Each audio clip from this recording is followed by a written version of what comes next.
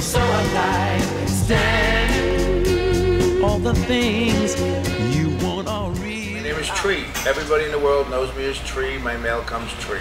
Being raised in Brooklyn, I was part of a gang.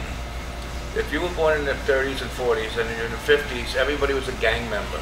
But I would like disappear on weekends and nobody knew where I went. I used to tell them I'm visiting relatives, but I stuck into the city because we didn't know about gay bars. We knew about, believe it or not, men's rooms and movie houses and train stations. That's where you met all your friends. In those days, you had to hide your homosexuality. My friends used to beat me up if I found out I was gay. Now they come to the bar to say hello to me. There were very few people living in the village at that time. I came from Brooklyn, people came from Queens, Jersey, Staten Island. We all would meet on weekends. We'd sit on the stoop all 24 hours a day just talking until the cops came and put a spotlight on us and say, okay, girls, move on. Then we'd get up, walk around the block and go sit down again. I slept on the roofs of buildings. Nothing was locked around here. Everybody trusted each other.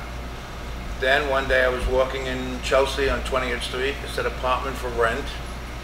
I went in, looked at it, took it, and I'm there 47 years now. You've been sitting. Eating gay in the 50s and 60s was owned or run by half the mafia. They knew gay people had money long before Macy's, American Express, and they wanted it. They knew two men wanted to dance together in a bar. I spent 12, 13 times in jail overnight for being in a bar that was raided by the police. Sometimes they just throw us out the door. They take our name down. I would say Fenwick Fingernail, and he would write Fenwick Fingernail. And then sometimes they took us to a big cell, a holding cell. And then we went before the judge in the morning. Some judges said, you're wasting our time, and threw us out of court. And some judges called us perverts and fined us $20, which is like $200 today. You know that you are free. The original bar is where the nail salon is, next door. It was a dump, wiring hanging all over. It was a burnt out bar, and the boys came in, painted the whole place black, ceiling, floors, and walls. We came in that side, and at the end of the hallway, we had to sign a book. And my name in those days was Fenwick Fingernail. Nobody carried ID, so everybody made up names. People used Queen Elizabeth, Mary Dugan. We had to sign the book because they were trying to convince the police it was a private club.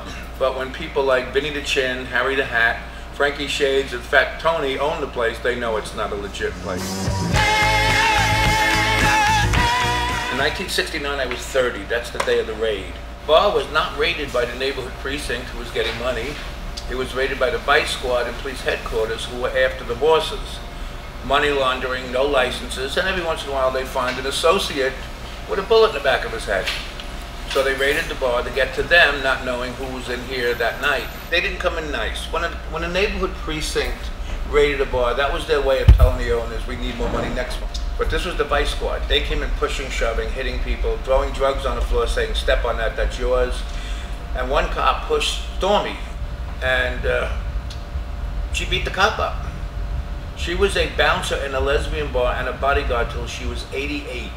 She got arrested and a few other people because you can't beat up a cop without getting in trouble. We fought back and started hitting the police, breaking bottles, breaking windows, shaking their cop cars, overturning, breaking paddy wagon locks. When we ran out of things to throw, we lit every garbage can in the neighborhood and flung them through the windows. And that's when the riot squad came. They will try to make you crawl. The following year, Charlie, my friend Frankie Bubbles, were walking up the block, and all our friends were standing right here. It wasn't a parade, it was a march to Central Park. We called them a**holes. We're gonna walk all the way to Central Park for what? And they finally convinced us to go. So we said, we'll walk to 14th Street. But as we walked up, everybody was calling us queer, fag, dyke, lesy. So we kept walking and walking. We got to Central Park.